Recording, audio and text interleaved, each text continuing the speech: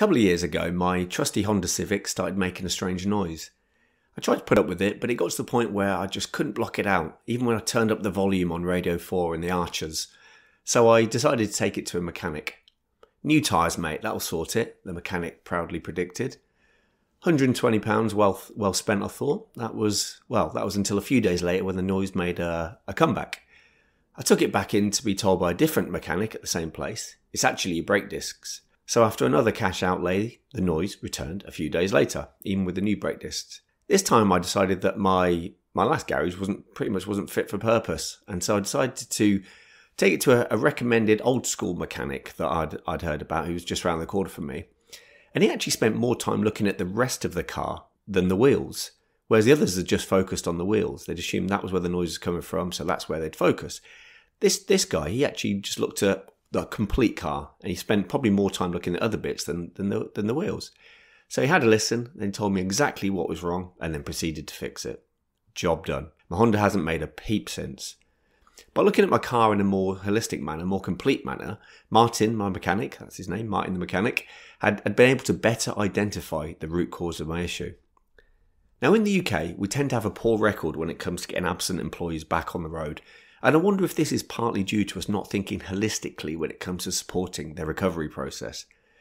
Many people believe it's just pot luck as to whether a return is successful, but I'm not in that camp. I think it's mostly down to the narrow approach we take when supporting absent employees back to work. The main model used to explain what causes mental health problems is known as the biopsychosocial model, and this essentially brings together the three categories of factors that could be feeding the situation. The biological factors, they're things like physical health, genes, lifestyle habits, sleep, diet, and so on. The psychological factors, things like personality, thinking style, beliefs, cognition, self-esteem, temperament, and so on. And the social factors are things like relationships, social support, culture, financial situation, poverty, abuse, violence, and so on. Now, I'm going to state something blindly obvious here, but if the factors I've just mentioned are used as the main explanatory model for what causes mental health problems, surely it makes logical sense to apply them to the recovery process. One reason I think holistic thinking is overlooked when it comes to recovery and getting people back into work is it's our excessive focus on mental health labels and the generalizations that come with them. We assume that 5 depressed people have lots in common and therefore can be helped in the same or a similar way. But these 5 folks probably have very little in common apart from the fact they're feeling depressed, and in fact probably have countless more differences than similarities. But if we apply the biopsychosocial model here, it's easy to see how there could be numerous potential different causes that could have led to each of them feeling depressed. Therefore, their needs are very likely to be very different from one another. When we think from a biopsychosocial perspective, we let go of generalized thinking and start seeing the individual as just that, an individual, not a generalization or a label.